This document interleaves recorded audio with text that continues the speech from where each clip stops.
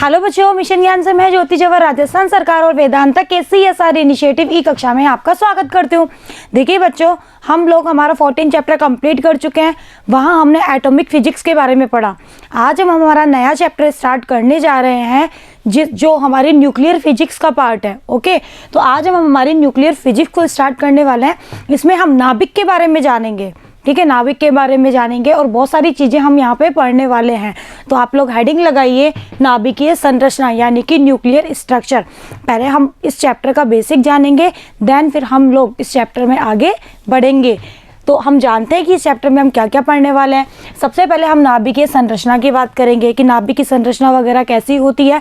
Last जो video थी उसमें हम लोगों को नाभिक के बारे में पता चल चुका था। रदरफोर्ड जो एक्सपेरिमेंट था उससे नाभिक की खोज हो चुकी थी ना।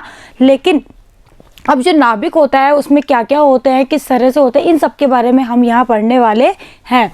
फिर हम नाभिक की आमाप, मतलब नाभिक जो होती है उसकी आमाप कितनी होती है उसके बारे में जानेंगे। देन हम बहुत ही इंपॉर्टेंट चीज़ पढ़ने वाले हैं, वो है परमाणु द्रव्यमान मात्रक।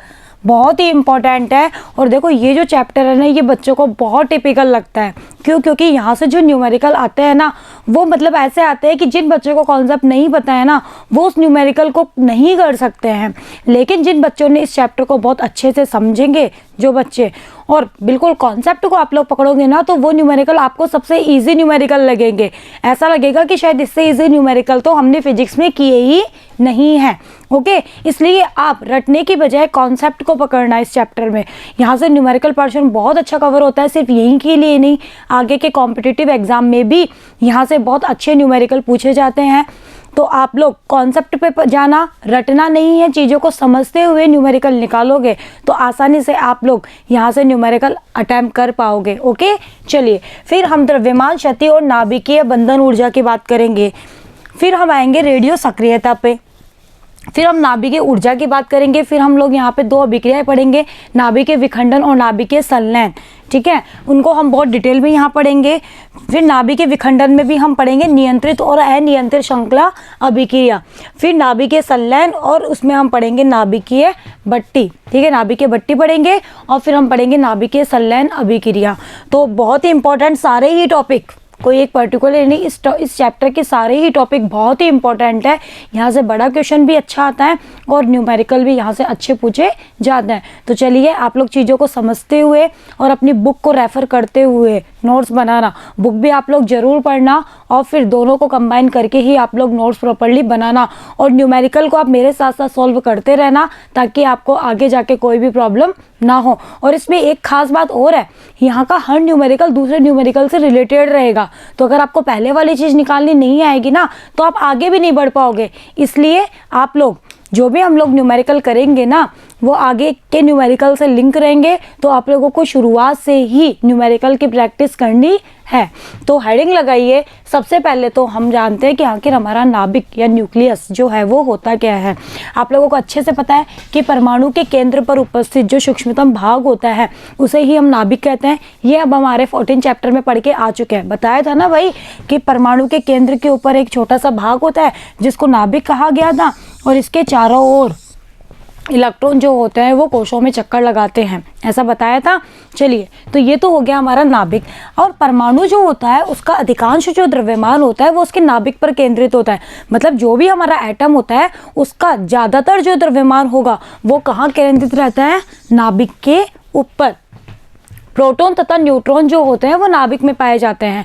हम नाभिक के बारे में जान रहे हैं। तो नाभिक जो होता है उसके अंदर क्या होता है? प्रोटॉन होते हैं और न्यूट्रॉन होते हैं। होते नहीं होते हैं? प्रोटॉन और जो न्यूट्रॉन होते हैं वो हमारे नाभिक में पाए जाते हैं।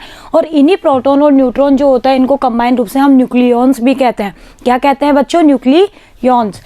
तो प्रोटॉन तथा न्यूट्रॉन को कॉमन रूप से न्यूक्लियॉन भी कहा जाता है। तो आप लोग ध्यान रखना, न्यूक्लियॉन तो होगा प्रोटॉन और न्यूट्रॉन को कंबाइंड रूप से हम न्यूक्लियॉन्स कहेंगे। नाभिक के अंदर प्रोटॉन और न्यूट्रॉन होते हैं, इलेक्ट्रॉन नहीं होता है ना। नाभिक जो होता है इसका आकार 10 की घात -15 मीटर कोटि का होता है। ये हम लास्ट वीडियो में पढ़ चुके हैं। और हमारा जो परमाणु होता है उसका आकार इतने मीटर कोटि का होता है। ये सब एक्सपेरिमेंटली रिजल्ट है जो एक्सपेरिमेंट करके निकाले गए थे, तो आपको ध्यान में रखना है। नाभिक का जो आकार या नाभिक का जो आकार होता है वो 10 की घात -15 मीटर कोटि का होता है, और हमारे परमाणु का जो आकार होता है ना वो 10 की घात -10 मीटर कोटि का होता है। इट मीन्स परमाणु का जो आकार है वो नाभिक के आकार का 10 की घात लगभग 5 गुना ही तो हुआ, 5 गुना अधिक होता है। चलिए, ये तो हमने जान लिया कि हमारा नाभिक या न्यूक्लियस क्या होता है। ओके, कुछ ज़्यादा टिपिकल नहीं है, केमिस्ट्री में भी आप लोग इस चीज़ के बारे में पढ़ चुके हो। अब आते हैं हम परमाणु क्रमांक पे। सारी चीज़ आपको केमिस्ट्री में पढ़ी हुई मिलेगी, कुछ भी नया नहीं है। चलिए, परमाणु क्रमांक क्या होता है? एटॉमिक नंबर कहते हैं इसको लिखते हैं जेड से, कैपिटल जेड से। ये कैपिटल जेड है, स्मॉल नहीं आएगा। ओके, परमाणु जो क्रमांक है उसको हम कैपिटल जेड से लिखते हैं। परमाणु क्रमांक होता क्या है? हमारा जो भी परमाणु होता है उसमें इलेक्ट्रॉन या फिर प्रोटॉन की संख्या, परमाणु जो होता है उसमें इलेक्ट्रॉन या प्रोटॉन की संख्या, लेकिन उदासीन अवस्था में इलेक्ट्रॉन की संख्या और प्रोटॉन की संख्या बराबर होती है ना। तो हमारा जो परमाणु होता है उसमें प्रोटॉन की जो संख्या होती है या उदासीन अवस्था में इलेक्ट्रॉन की जो संख्या होती है वही हमारा परमाणु क्रमांक जेड कहलाता है। तो जेड क्या होता है? इलेक्ट्रॉन की संख्या या फिर प्रोटॉन की संख्या। लेकिन ध्यान रखना, इलेक्ट्रॉन की संख्या उदासीन अवस्था में। क्यों? क्योंकि उदासीन अवस्था में ही प्रोटॉन और इलेक्ट्रॉन की संख्या समान होती है ना, इसलिए। चलिए, तो आपको परमाणु क्रमांक जेड समझ में आ गया कि जितने उसमें प्रोटॉन होंगे वही उसका परमाणु क्रमांक होता है, या उदासीन अवस्था में जितने उसमें इलेक्ट्रॉन होते हैं वही उसका एटॉमिक नंबर होता है। अब बात करते हैं द्रव्यमान संख्या।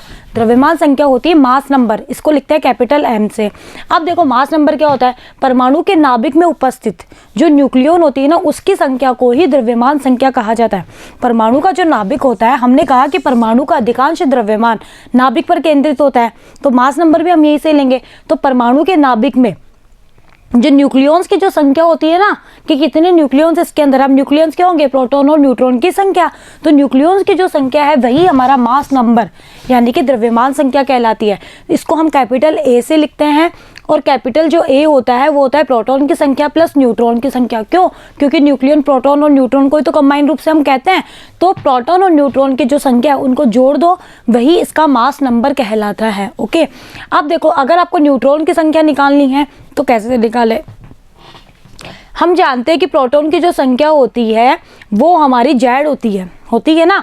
तो ए माइनस जेड अगर मैं कर दूँ तो बताओ न्यूट्रॉन की संख्या नहीं मिलेगी।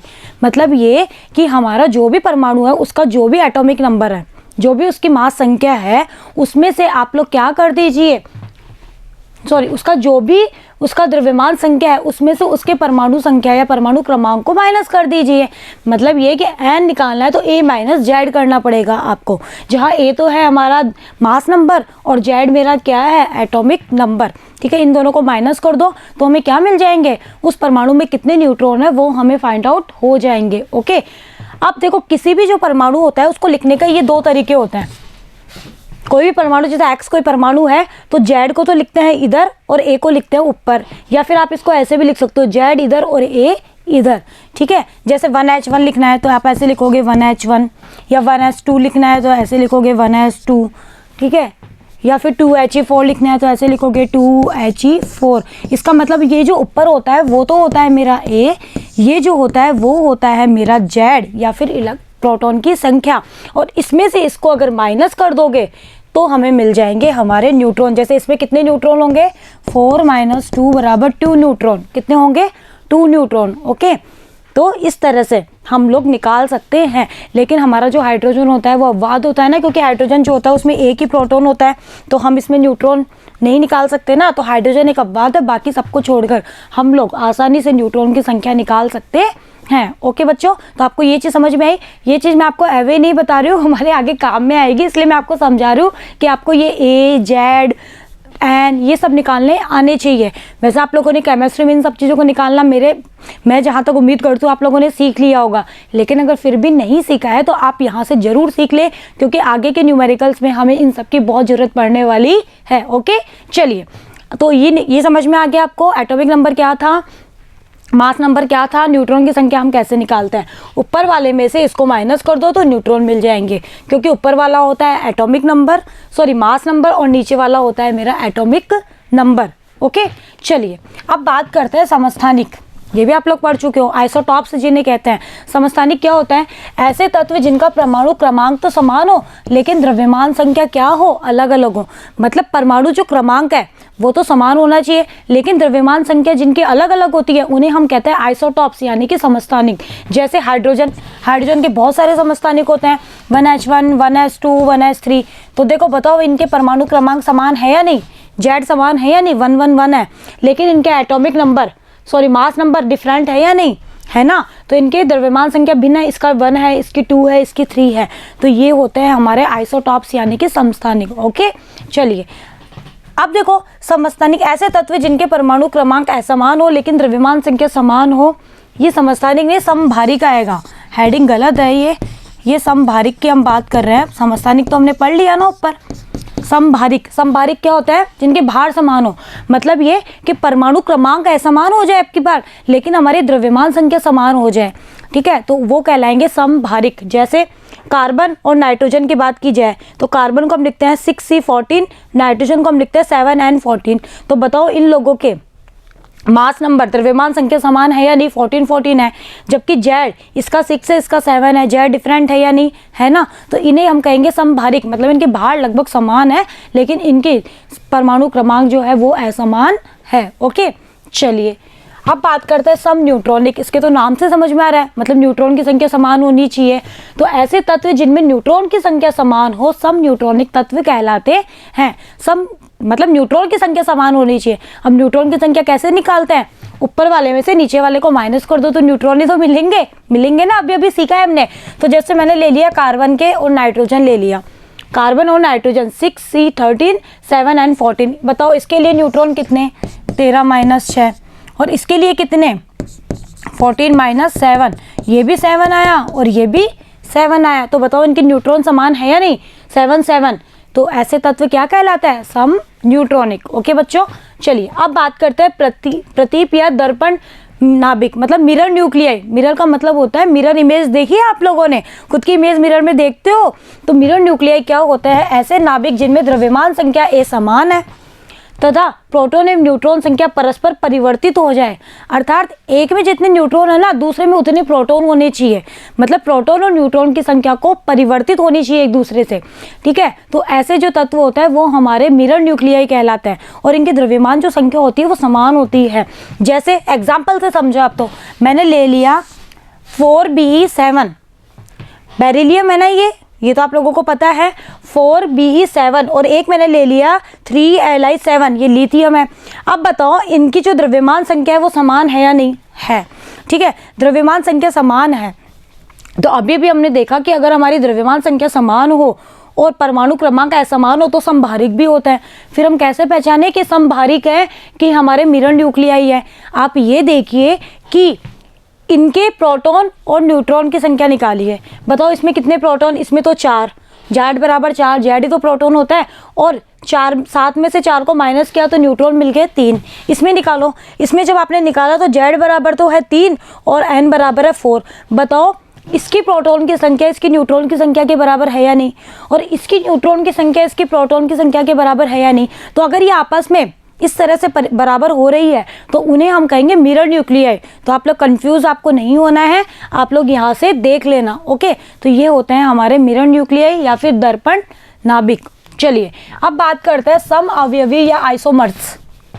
इसकी सम अवयवी या आइसोमर्स क्या होता है? देखो ऐसे नाभिक जिनमें प्रत्येक का ए व जेड दोनों समान है।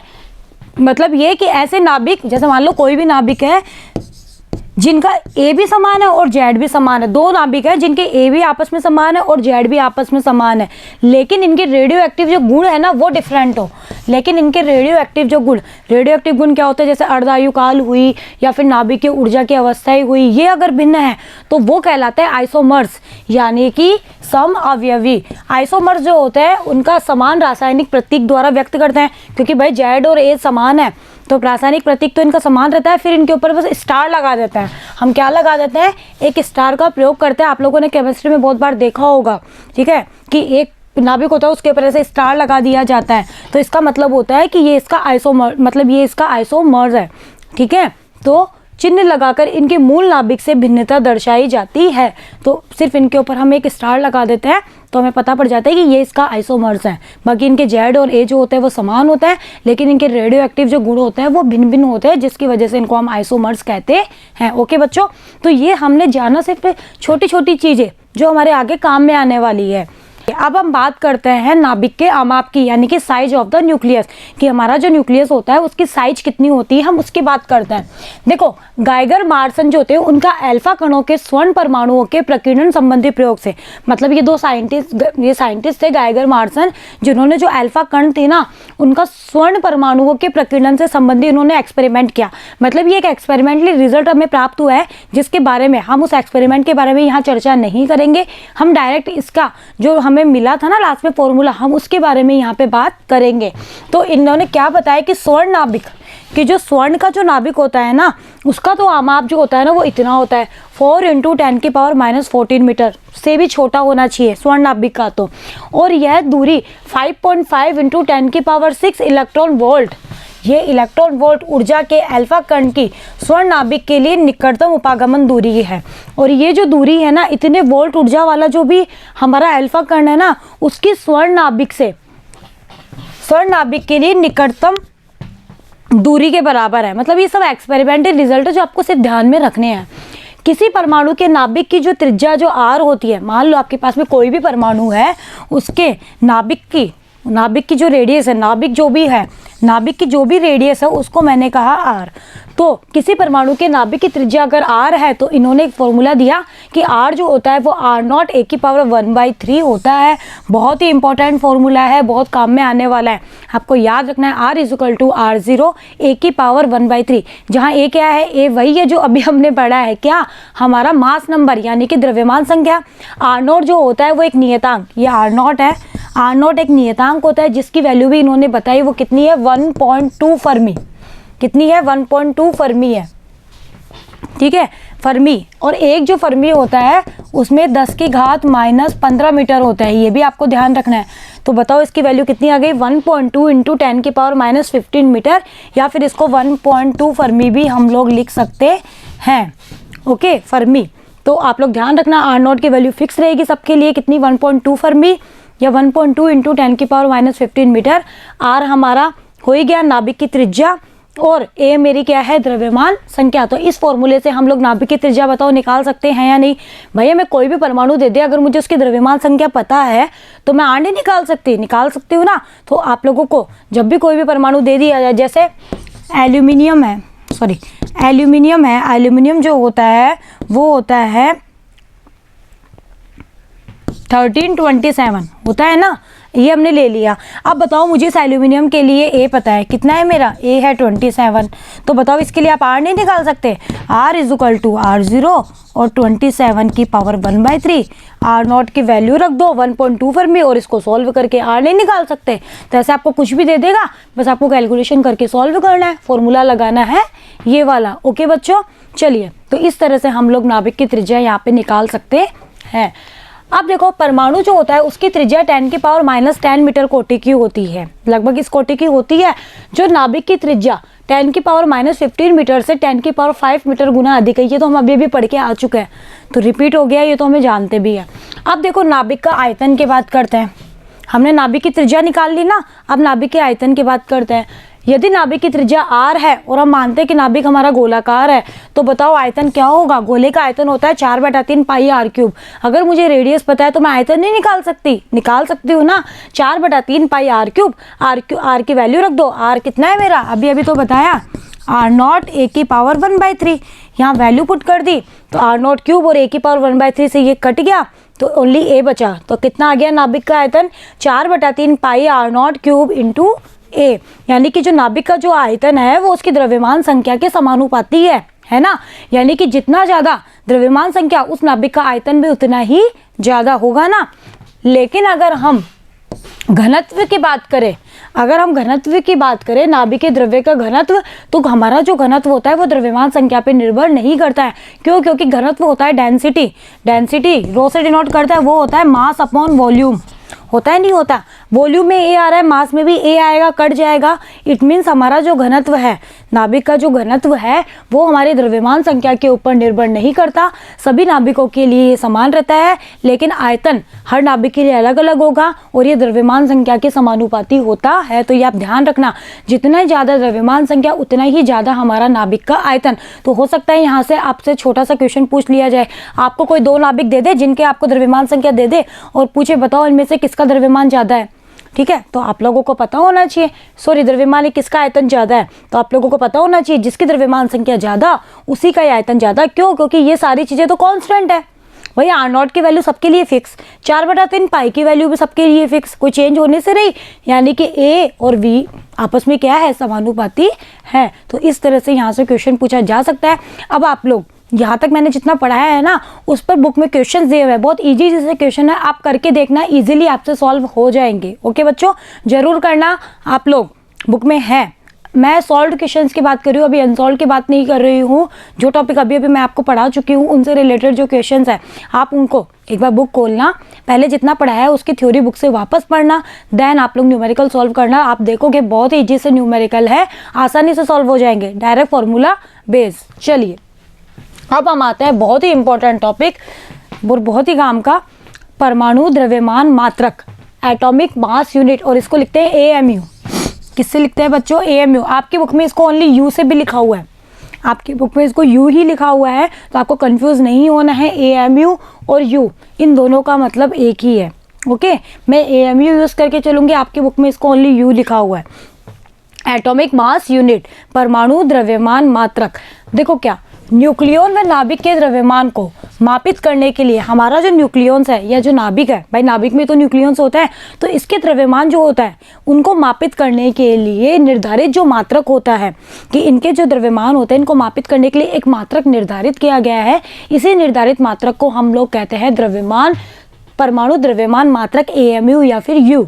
ओके, चलिए इसे AMU या U से प्रदर्शित करता है। मैंने बता दिया आपकी बुक में U है, तो आप कंफ्यूज नहीं होंगे। न्यूमेरिकल्स वगैरह में वो आपको U ही देगा, भाई बुक में U यूज़ किया है तो आपको कंफ्यूज नहीं होना है। एक जो, अब देखो एक जो AMU होता है, ये हमें बताया गया, वो क्या होता है, हमारा जो कार्बन परमाणु होता है ना, उस कार्बन परमाणु के 12वें भाग को एक AMU के बराबर माना गया। एक AMU क्या माना गया?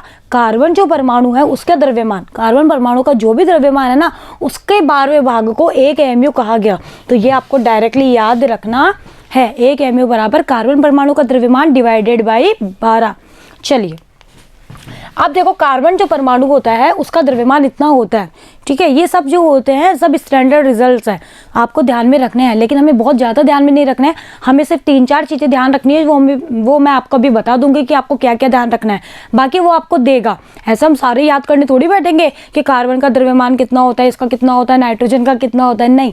हम सिर्फ कुछ जो स्टैंडर्ड है वो याद करेंगे, बाकी हमें क्वेश्चन में दिया जाएगा। ओके, चलिए तो कार्बन जो होता है उसका द्रव्यमान इतना होता है, इसको जब 12 से भाग किया तो एक AMU में इतने kg मिले। अब ये रिजल्ट आपको ध्यान रखना है, डायरेक्ट एक AMU में होता है 1.66 इंटू 10⁻⁻27 kg। तो एक AMU में कितने kg हुए? इतने। ये आपको ध्यान रखना है, जब भी आपको कोई भी आपको AMU दे देगा उसको kg में कन्वर्ट करना है, तो आप उसको इससे मल्टीप्लाई कर देना, भाई एक AMU में इतने kg होते हैं। तो ये आपको ध्यान में रखना है। अब देखो, एक जो प्रोटॉन होता है उसका जो द्रव्यमान जब निकाला गया, एक प्रोटॉन जो होता है, प्रोटॉन उसका द्रव्यमान जब निकाला गया AMU में, तो वो इतना होता है 1.007276 AMU। और एक न्यूट्रॉन जो होता है उसका द्रव्यमान होता है इतना 1.008665 AMU। ये दोनों रिजल्ट आपको ध्यान में रखने हैं। तीनों जो स्टैंडर्ड जो रिजल्ट है वो आपको ध्यान में रखने हैं कि एक AMU में इतने kg होता है, हमारा जो प्रोटॉन और जो न्यूट्रॉन होता है उनका AMU में जो द्रव्यमान होता है वो इतना होता है। हम इनका अप्रॉक्सीमेशन भी यूज़ कर सकते हैं। तो ये सब चीज़ें आपको याद करनी है। ठीक है, कुछ स्टैंडर्ड रिजल्ट है जो आपको ध्यान में होने चाहिए, बाकी के तो फिर वो आपको देगा। चलिए अब हम बढ़ते हैं आगे। अब हम निकालते हैं कि हमारा जो एक AMU हमने निकाला ना द्रव्यमान, उसमें कितनी ऊर्जा होती है, हम उसकी बात करते हैं। तो देखो, जब भी आपको द्रव्यमान और ऊर्जा में संबंध ज्ञात करना हो कि आपको द्रव्यमान और ऊर्जा में क्या संबंध होता है, तो आप हमेशा याद कर लीजिए आइंस्टाइन सर को, क्योंकि उन्होंने एक बहुत ही इंपॉर्टेंट और बहुत ही काम का फॉर्मूला दिया था जो आज हम बहुत यूज़ करते आ रहे हैं ना। क्या दिया था?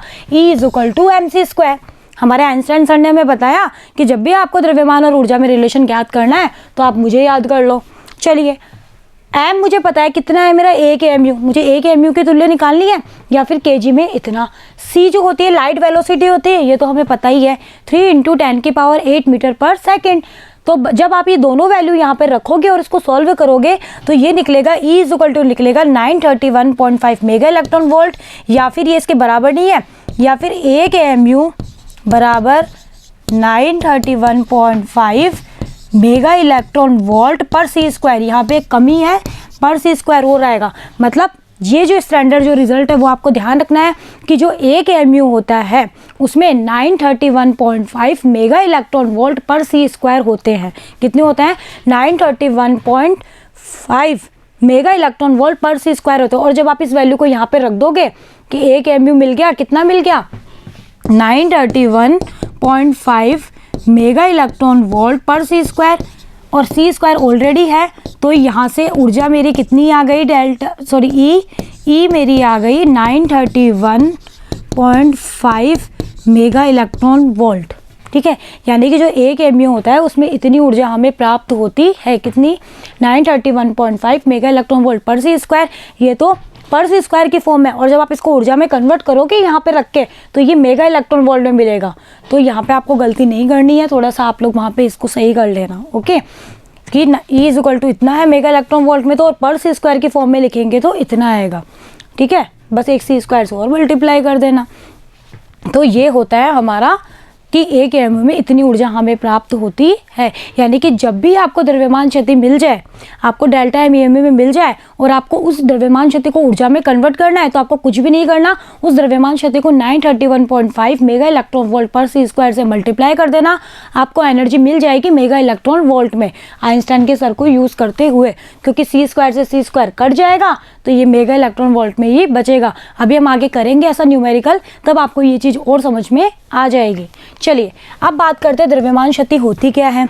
भाई द्रव्यमान जो क्षति होती है, आपको नाम से समझ में आ रहा है कि द्रव्यमान में कुछ क्षति हो गई, लेकिन किसका द्रव्यमान? भाई अब नाभिक की बात कर रहे हैं तो नाभिक का ही तो बात, नाभिक के लिए तो पढ़ रहा है, तो नाभिक की बात करेंगे कि नाभिक के द्रव्यमान, कि हमारा जो नाभिक का जो द्रव्यमान हम गणना से निकालते हैं, अगर हम गणना से निकालें तो नाभिक का जो द्रव्यमान होता है वो न्यूक्लियॉन्स के बराबर होता है।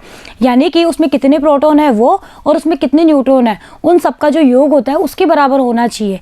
लेकिन जब वास्तविक द्रव्यमान जब एक्सपेरिमेंटली हमें पाया गया तो वो हमें हमारे गणना वाले जो द्रव्यमान है उससे कम प्राप्त हुआ। यानी कि कुछ द्रव्यमान हमें कम मिला, तो द्रव्यमान में जो ये कमी आई उसे ही हमने कहा द्रव्यमान क्षति।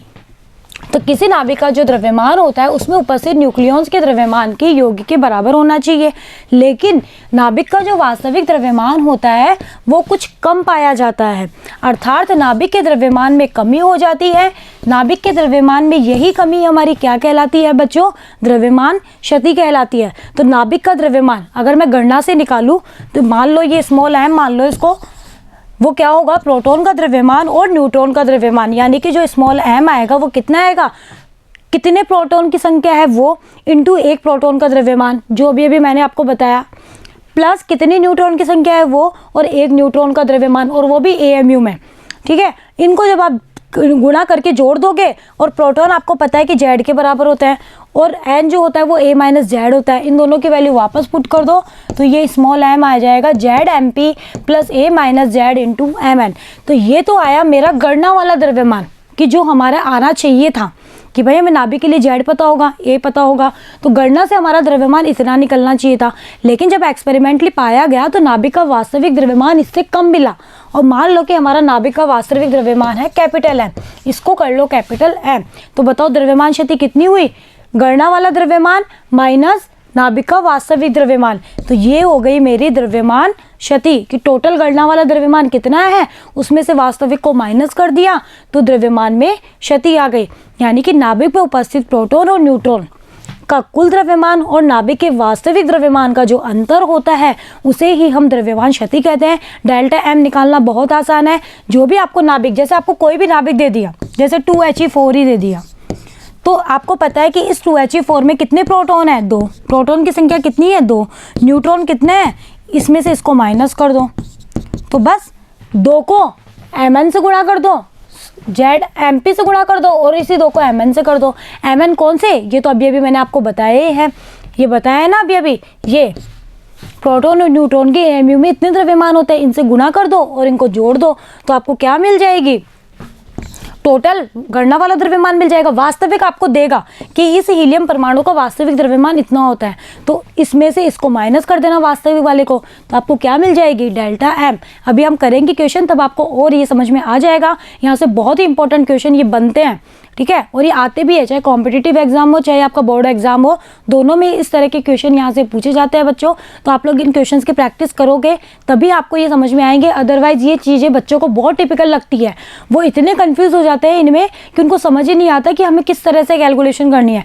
तो आप स्टेप बाय स्टेप चलोगे तो आपको आसानी से सारी चीज़ें याद हो जाएगी और समझ में भी आ जाएगा कि हमें किस तरह से हमारा क्वेश्चन सॉल्व करना है। ये प्रैक्टिस पर डिपेंड करेगा, साथ ही आपके कॉन्सेप्ट अच्छे से क्लियर होंगे तो ही आप कर पाएंगे। चलिए आप देखो, नाभिकीय बंधन ऊर्जा की बात करते हैं कि आखिर जो हमारी न्यूक्लियर बाइंडिंग एनर्जी होती है, इसको हम डेल्टा ई से रिप्रेजेंट करते हैं, ये क्या होती है। अब देखो, ये जो द्रव्यमान जो क्षति हुई, आखिर ये द्रव्यमान गया क्या। आपके दिमाग में कोई क्वेश्चन बन रहा है कि आखिर ये द्रव्यमान गया तो कहाँ गया, कि भाई वास्तविक इतना है, गणना से इतना है, लेकिन दोनों बराबर नहीं है, हमें इनमें कुछ गैप मिल रहा है कि वास्तविक कम मिल रहा है, गणना वाला ज़्यादा मिल रहा है। तो दिमाग में क्वेश्चन आया ना कि आखिर ये द्रव्यमान गया का, ये द्रव्यमान हमारा चल गया बंधन ऊर्जा में। मतलब द्रव्यमान में जो क्षति होती है वो हमारी किस में कन्वर्ट हो जाती है, आइंस्टाइन समीकरण के अनुसार हमारी बंधन ऊर्जा में कन्वर्ट हो जाती है। तो आइंस्टाइन के अनुसार द्रव्यमान जो क्षति होती है वो ऊर्जा में रूपांतरित हो जाती है। E equal to M C square से हम डेल्टा ई लिख सकते हैं, डेल्टा एम सी स्क्वायर। भाई द्रव्यमान क्षति इंटू इसको सी स्क्वायर से मल्टीप्लाई कर दो, तो ये मेरी किस में कन्वर्ट हो गई, बंधन ऊर्जा में। तो डेल्टा एम की वैल्यू पुट कर दो, जेड एम पी प्लस ये जेड बड़ा है plus a minus z m n minus m और सी स्क्वायर। डेल्टा ई क्या कहलाती है, मेरी बंधन ऊर्जा। अब ये बंधन ऊर्जा होती क्या है, न्यूक्लियन को जो परस्पर बांधे रखती है ना, वह ऊर्जा जो न्यूक्लियन को परस्पर बांधे रखती है उसे ही हम कहते हैं बंधन ऊर्जा। तो वह ऊर्जा जिससे न्यूक्लियन परस्पर बंधे हुए रहते हैं क्या कहलाती है बच्चों, बंधन ऊर्जा। या फिर क्या, नाभिकीय जो कण होता है वो नाभिकीय बलों के साथ अनोन्य क्रिया करता है। आप लोगों को याद हो तो 11वीं क्लास में आप लोगों ने पढ़ा होगा क्या कि हमारा जो न्यूक्लियर जो फोर्स होता है, नाभिकीय जो बल होता है, वो हमारे नेचर का सबसे स्ट्रॉन्गेस्ट फोर्स होता है, यानी कि सबसे प्रबल बल होता है।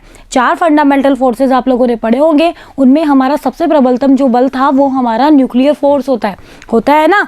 तो सबसे स्ट्रॉन्ग फोर्स हमारे नेचर में पाया जाने वाला मूल बलों में, तो हमारे जो नाभिकीय कण होता है वो नाभिकीय बलों के अंतर्गत क्या करते हैं, अनोन्य क्रिया करते हैं।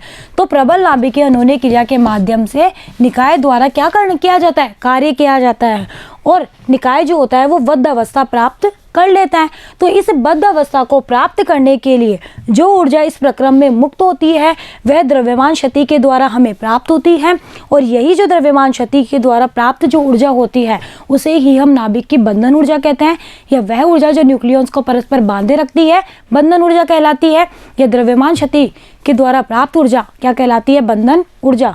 और एक एएमयू में 931 मेगा इलेक्ट्रॉन वोल्ट पर सी स्क्वायर होते हैं, ये आपको ध्यान रखना है, भूलना मत कि एक एएमयू में इतने होते हैं। यानी कि अगर आपको एएमयू मिल जाए, आपको एएमयू में द्रव्यमान मिल जाए और आपको उसके द्रव्यमान से रिलेटेड ऊर्जा निकालनी है, कुछ भी नहीं करना है, उसको 931.5 या 931 मेगा इलेक्ट्रॉन वोल्ट पर सी स्क्वायर से मल्टीप्लाई कर दो, तो आइंस्टाइन समीकरण से वो हमारी बंधन ऊर्जा में कन्वर्ट हो जाएगी। ओके बच्चों, चलिए, तो ऑक्सीजन जो होता है उसके लिए बंधन ऊर्जा होती है इतनी, कुछ नहीं किया। ऑक्सीजन परमाणु के लिए डेल्टा एम इतना होता है, इसको 931 मेगा इलेक्ट्रॉन वोल्ट पर सी स्क्वायर से मल्टीप्लाई कर दिया, तो ये मेरी किस में कन्वर्ट हो गई, 127 मेगा इलेक्ट्रॉन वोल्ट में। और ड्यूटेरियम के लिए इतनी होती है। अभी हम ये कैलकुलेट करके बताएंगे कि आखिर ड्यूटेरियम के लिए इतनी कैसे निकली।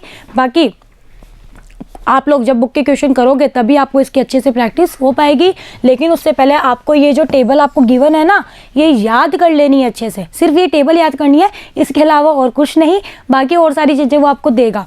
लेकिन न्यूट्रॉन, प्रोटॉन और इलेक्ट्रॉन जो होते हैं इनके एएमयू में द्रव्यमान, ये एएमयू है, मैंने आपको बता दिया। आपकी बुक में एएमयू को यू लिखा हुआ है तो कंफ्यूज नहीं होना है।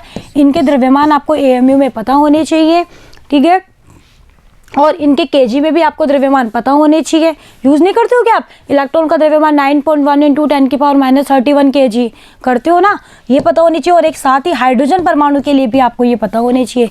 और ये मेगा इलेक्ट्रॉन वोल्ट पर सी स्क्वायर में वैल्यू है, ठीक है। यानी कि जो ये एएमयू था उसको 931.5 से मल्टीप्लाई कर दिया तो ये इतना हमें प्राप्त होता है, मेगा इलेक्ट्रॉन वोल्ट पर सी स्क्वायर में ये वैल्यू हमें प्राप्त होती है। तो ये आपको ध्यान रखनी है, बाकी और कुछ भी याद नहीं करना है, सिर्फ इन्हीं को याद करना है। हो सकता है वो आपका एग्जाम में ये दे भी दे, मैं ये नहीं कह रही कि नहीं दे, लेकिन अगर नहीं भी दे तो ये हर जगह यूज़ आएगी, इसलिए हमें इनको याद करना है। ओके बच्चों, चलिए अब देखो, अब हम करते हैं क्वेश्चन कि कैसे हम बंधन ऊर्जा कैलकुलेट करते हैं। इसी में हमारा सब कुछ आ जाएगा। पहले द्रव्यमान शक्ति कैसे निकालेंगे, फिर बंधन ऊर्जा कैसे निकालेंगे।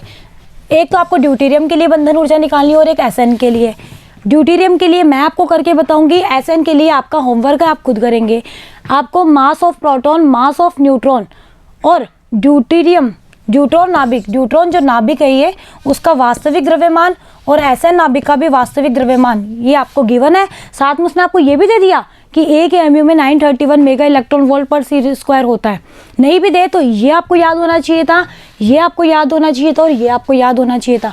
बाकी ये वास्तविक द्रव्यमान तो वो देगा ही देगा, ठीक है, ये हमें याद नहीं करना है, वो हमें देगा ये। चलिए तो अब हम करते हैं कैसे करना है। देखो, हमें नाभिक के बंधन ऊर्जा निकालनी है ड्यूटेरियम के लिए। तो पहले आप क्या निकालो, डेल्टा एम निकालो, द्रव्यमान शक्ति निकालो। द्रव्यमान शक्ति कैसे निकालते हैं मैंने आपको बताया, z into m p plus a minus z into m n. ये तो आ गया मेरा गणना वाला, और इस गणना वाले में से वास्तविक को घटा दो तो आ जाएगा द्रव्यमान शक्ति डेल्टा एम। अब ड्यूटेरियम क्या होता है, 1s2। बताओ इसके लिए जेड कितना, ये जो चीज़ होती है 1, और एन कितना, ये जो चीज़ होती है वो एन ही तो होती है, न्यूट्रॉन की संख्या। एन क्या होती है, ए माइनस जेड, 2 माइनस 1 बराबर 1। एन कितना आ गया 1, तो बस वैल्यू पुट कर दो, जेड की जगह लग दो 1। एमपी हमें पता ही है एएमयू में प्रोटॉन का द्रव्यमान कितना होता है, अगले ने दिया भी है, प्लस न्यूट्रॉन की संख्या भी 1 और उसको mn से मल्टीप्लाई कर दो, वास्तविक उसने दिया है घटा दो। तो यही तो किया है, ये 1 इंटू 1.007 प्लस 1 इंटू 1.008 माइनस वास्तविक कितना दे रखा है, अगले ने दे रखा है ना, और ये आ गया मेरा डेल्टा एम। यानी कि यहाँ पे एक स्टेप और आएगी, अगर आप लिखना चाहें तो डेल्टा ई बराबर आ गया, जब आप इसको सॉल्व करके घटाओगे तो ये आएगा इतना 0.002। ये देखो, और यहाँ से दिख भी रहा है ना, गणना वाला ज़्यादा है वास्तविक कम है, और हम भी तो यही कहते आ रहे हैं। तो ये आ गया द्रव्यमान शक्ति। अब ये जो द्रव्यमान शक्ति आई, आइंस्टाइन कहता है कि आप इस द्रव्यमान शक्ति को ऊर्जा में बदल सकते हो। कैसे, इसको सी स्क्वायर से मल्टीप्लाई कर दो, क्योंकि आइंस्टाइन के अनुसार डेल्टा ई क्या होता है, डेल्टा एम सी स्क्वायर। रख दो तो डेल्टा एम की वैल्यू रख दो, कितनी है 0.002। एएमयू में है या नहीं है, ये वैल्यू है, क्योंकि हमने एमपी और एमएन और ये जो यूज़ करे वो एएमयू वाली वैल्यू में यूज़ करे, इंटू सी स्क्वायर। अब मुझे इस एएमयू को यहाँ से हटाना है और इस सी स्क्वायर को भी हटाना है, क्योंकि ये एनर्जी निकल तो गई, लेकिन ये अभी हमारे द्रव्यमान और सी की फॉर्म में है। मुझे इसको इलेक्ट्रॉन वोल्ट में या जूल में कन्वर्ट करना है। भाई एनर्जी को तो हम ज़्यादातर इसी में तो लिखते हैं, या तो इलेक्ट्रॉन वोल्ट में या जूल में, ऐसे ही लिखते हैं ना। तो आपको पता होना चाहिए कि एक एएमयू में क्या होता है, 931.5 मेगा इलेक्ट्रॉन वोल्ट पर सी स्क्वायर होता है। सुविधा के लिए आप 931 भी यूज़ कर सकते हो, 931.5 भी यूज़ कर सकते हो, जैसा आपको अच्छा लगे। तो अगर मैं एएमयू की जगह ये इतनी वैल्यू रख दूँ तो बताओ ये सी स्क्वायर से सी स्क्वायर कटेगा नहीं कटेगा, कटेगा। तो जो आंसर बचेगा वो मेगा इलेक्ट्रॉन वोल्ट में आएगा नहीं आएगा। और बताओ ये तो एनर्जी की यूनिट होती है ना, तो बस इसीलिए तो इसको 931 से मल्टीप्लाई कर दिया तो ये किस में कन्वर्ट हो गई, मेगा इलेक्ट्रॉन वोल्ट में। अब आपको बोले कि इसको जूल में कन्वर्ट करो, कुछ नहीं करना, आपको पता है कि मेगा जो होता है उसका मतलब होता है 10 की पावर 6, कैपिटल एम से लिखते हैं ना। तो इसको एक तो 10 की पावर 6 से मल्टीप्लाई कर दो, और इलेक्ट्रॉन वोल्ट को जूल में कन्वर्ट करने के लिए इसको 1.6 इंटू 10 की घात -19 से भी मल्टीप्लाई कर दो, तो ये हमारी कन्वर्ट हो जाएगी जूल में। तो जूल में आप कन्वर्ट कर ही सकते हो। ओके, तो था ना इजी, कुछ भी नहीं करना है, बस आपको एक ट्रिक याद रखनी है। अगर आपको बंधन ऊर्जा निकालनी है तो आप डेल्टा एम निकालो, डेल्टा एम को इस वाली क्वांटिटी से गुणा कर दो, वो आपकी एनर्जी आ जाएगी मेगा इलेक्ट्रॉन वोल्ट। अगर वो जूल में पूछना चाह रहा है तो मेगा इलेक्ट्रॉन वोल्ट को आप जूल में और कन्वर्ट कर दो। तो बिल्कुल इसी तरह अब आपको इसके लिए निकालना है, करना ही आपके लिए होमवर्क है। इसके लिए जेड बराबर है 50, ए माइनस जेड कितना हो जाएगा 120 माइनस 50 यानी कि 70। तो बस ये वैल्यू पुट करनी है यहाँ पर, और ये कैपिटल एम भी आपको गिवन है इसके लिए, ये रहा। कहाँ है इसका कैपिटल एम, ये रहा। बस लास्ट में जो भी डेल्टा एम है उसको इतने से मल्टीप्लाई कर दो, तो आपका आंसर निकल जाएगा। तो आप करेंगे, बुक के अनसॉल्व क्वेश्चन भी आप लोग बच्चों करना, तभी आपको समझ में आएगा कि हम कैसे डेल्टा ई, डेल्टा एम ये सब निकाल सकते हैं, ठीक है। और यहाँ से एक क्वेश्चन जरूर आता है, चाहे कॉम्पिटिटिव हो चाहे आपका बोर्ड एग्जाम हो, बहुत ही इंपॉर्टेंट है। बच्चों को ये टिपिकल क्यों लगता है? क्योंकि बच्चों को यही नहीं समझ में आता कि हमें करना कैसे है, जबकि बताओ कुछ हार्ड था इसमें, कितना ईजी तो है ना ईजी। तो बस हमें अगर समझ में आ गया तो अब हम किसी भी तरह का कोई भी क्वेश्चन यहाँ से कर सकते हैं। तो आप प्रैक्टिस करेंगे तो आसानी से हो जाएगा। ओके बच्चों, तो आज के लिए इतना ही, बने रहिएगा मेरे साथ, मिलते हैं नेक्स्ट वीडियो में। Thank you.